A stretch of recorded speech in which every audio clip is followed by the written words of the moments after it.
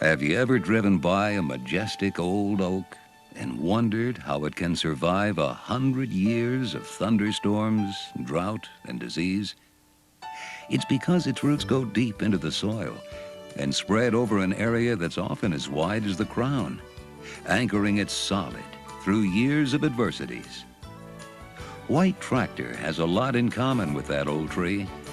Our roots go deep into American agriculture and cover more than a century of technological history. The seedling took root back in 1855. James Oliver had just found a way to prevent warping, a metallurgical problem that had plagued all steel plow companies to that time. He also developed a way to chill the surface of the mold board, allowing the core to cool more slowly. The result was a plow that wore well, yet was resilient to resist breakage in tough prairie soils. Oliver Chilled Plow Company is born. While the Oliver name is to live on for another 100 years, the names Charles W. Hart and Charles W. Parr are perhaps foremost in the history of White Tractor, not to mention the tractor industry. Hart and Parr discovered a mutual interest in engineering while both are students at the University of Wisconsin. Shared dreams of motorized farming soon result in the Hart-Parr Gasoline Engine Company in 1897, while both are still in college. Unable to enlist local capital in a tractor venture, they moved to Hart's hometown of Charles City, Iowa, where they build the world's first successful internal combustion farm tractor in 1902. The following year, they sell 15 Hart-Parr tractors. 1907, nearly 1/3 of the nation's 600 tractors are built by Hart-Parr, making it the most popular brand in the country. Never mind that tractors are found on only 1 out of every 10,000 farms. Farm mechanization is coming of age. Competition isn't long in coming either. Yet no one has built a tractor nimble enough for a job like cultivation. That is until the Moline Plow Company, another of White Tractor's ancestors, invents the Moline Universal. A bizarre-looking contraption, the Universal utilizes a pair of large steel wheels to pull the tractor, while the driver sits over or behind the implement, where both tractor controls and implement levers are in easy reach.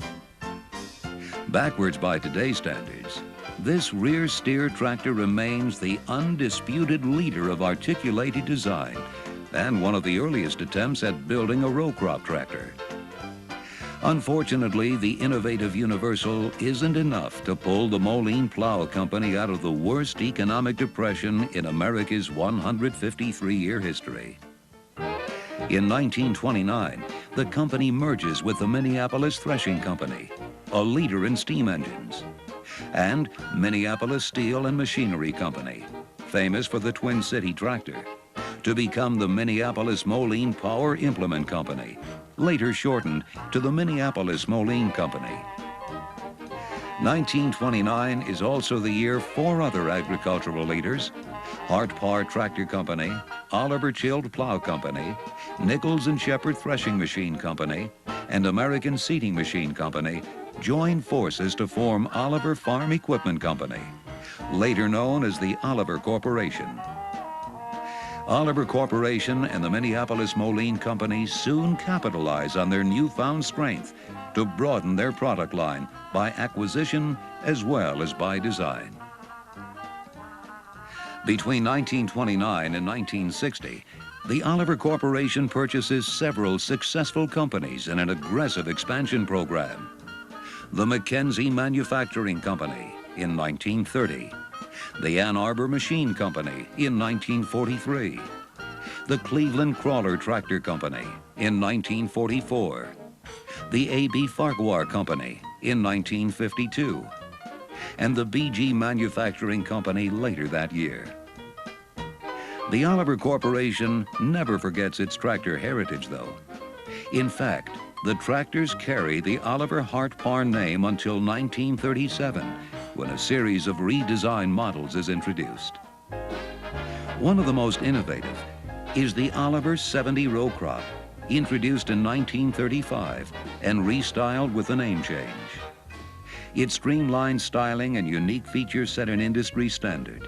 It's even available with an electric starter and lights. More importantly, its enclosed 6-cylinder engine is unbeatable for smooth operation. In low gear, it has a remarkable pull of 3,120 pounds, slightly over 89% of its own weight.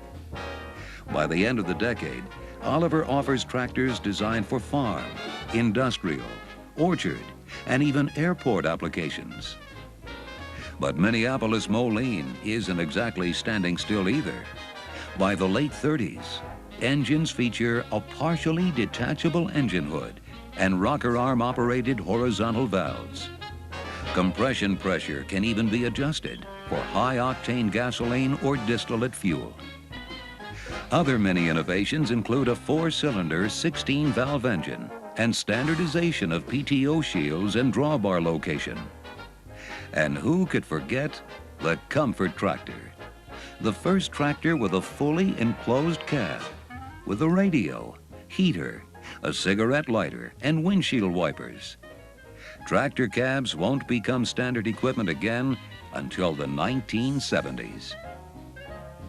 The hardships of the 30s have hardly passed when World War II calls rural Americans in record numbers, and Oliver and Minneapolis-Moline answer the call. From 1941 to 1943, Oliver's South Bend, Indiana plant manufactures guns and shells for the government. The following 2 years, it serves as a government depot and warehouse. Further north, Minneapolis-Moline is doing its part by producing ammunition and the very first military Jeep. 1945. World War II is finally behind us, and America is entering its most rapid period of mechanization ever on bigger farms. Tractors, too, are growing larger and more technologically advanced.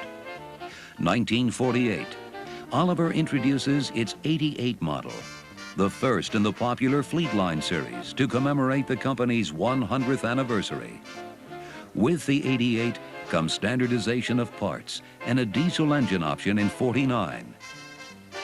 Oliver engineers are also perfecting a quieter constant mesh helical gear transmission, later introduced on the Model 880, a model that includes power steering and power boost drive. Meanwhile, Minneapolis-Moline acquires B.F. Avery & Sons in 1951, introduces disc brakes and its own diesel engines. Minneapolis-Moline also continues as a leader in LP gas engines, something the company perfected in 1941 during the gasoline-starved years of World War II. November 1st, 1960. Oliver is acquired as a wholly owned subsidiary of White Motor Corporation, the world's largest builder of heavy-duty trucks. 2 years later, White adds Cockshut Farm Equipment Company in Brantford, Ontario, as a subsidiary of Oliver Corporation. It's not the first association between the two companies, though. Before World War II, most Cockshut tractors were built by Oliver in Charles City. After the war, Cockshut developed its own line of tractors, including the Model 30, the first farm tractor with independent PTO.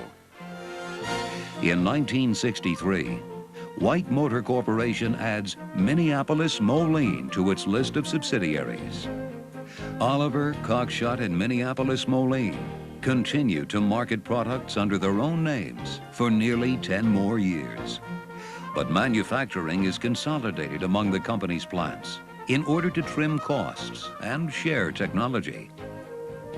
In 1969, when everyone is going their own way and doing their own thing, White decides to bring their people together under a new name, White Farm Equipment Company. 5 years later, the company introduces a new color, a new Field Boss line, and a new name, White. The name incorporates the best of Oliver's strength and tillage tools and modern concept tractors, Cockshut's leadership in self-propelled combines, and Minneapolis Moline's leadership in high horsepower, heavy-duty tractors suited for the vast grain belt. But the late 70s brings another round of economic hardships, all too familiar to equipment manufacturers of the era. And White finds itself in need of a new financial partner. In December 1980, Texas Investment Corporation purchases White Farm Equipment Company in its entirety and operates it as a wholly owned subsidiary. Unfortunately, Texas Investment Corporation is only the first of many owners to come. November 1985, selected assets of White Farm Equipment Company are purchased by Allied Products Corporation. June 1986, White Farm Equipment purchases selected assets from White Farm Manufacturing Limited in Canada, ensuring a continued presence north of the border. May 1987, White Farm Equipment is merged with New Idea Farm Equipment Company, another Allied subsidiary, to form White New Idea Farm Equipment Company with headquarters in Coldwater, Ohio. June 1991, the White tractor line is purchased by the Alice Gleaner Company as a subsidiary of Deutz Alice and becomes part of the largest dealer network in North America. Better known as Agco, White's newest parent is a one-year-old holding company that took root when Robert Ratliff, president of the Deutz Alice Corporation, and 4 other senior partners, together with an equity financing partner, purchased all stock in their employer from its German owner in 1990. Within months of the Agco acquisition, the White tractor assembly line in Coldwater, Ohio is disassembled and headed for Independence, Missouri, where it today shares space with the Deutz Alice Gleaner combine line. The new owners do more than just pick the line up and move it, though. They enhance it with new equipment, tooling permanently dedicated to cab manufacturing, a unique quality control program, and a 500-foot-long wash and paint booth for applying an automotive-type urethane paint finish. Meanwhile, new dealer and customer support programs strengthen the partnership between Agco, the ever-loyal White dealers, and their customers. Dealers Central, a strong communications link with regional sales teams for increased sales and profits. A national dealer panel made up of business peers with direct voice in company issues. Agco Finance for quick and easy purchase or lease financing. And Agco Parts, a fast and reliable source of replacement parts for the entire White tractor line. 90 years ago, 2 college students proved that no dream is too big to become reality. Men like Hart, Parr, Oliver have given White tractor a heritage that is unsurpassed in the tractor industry. The first farm tractor, the first tractor factory, the first multi-speed transmission, the first valve-in head engine. The list goes on and on. It's that strength and heritage, backed by the Agco partnership, that gives the newest White team the opportunity to dream as well, and to act on those dreams with new programs and an even broader line of quality products. Like that old oak tree, our roots go deep, anchoring us for a solid future. Today, White tractor is geared up to go well into the next century.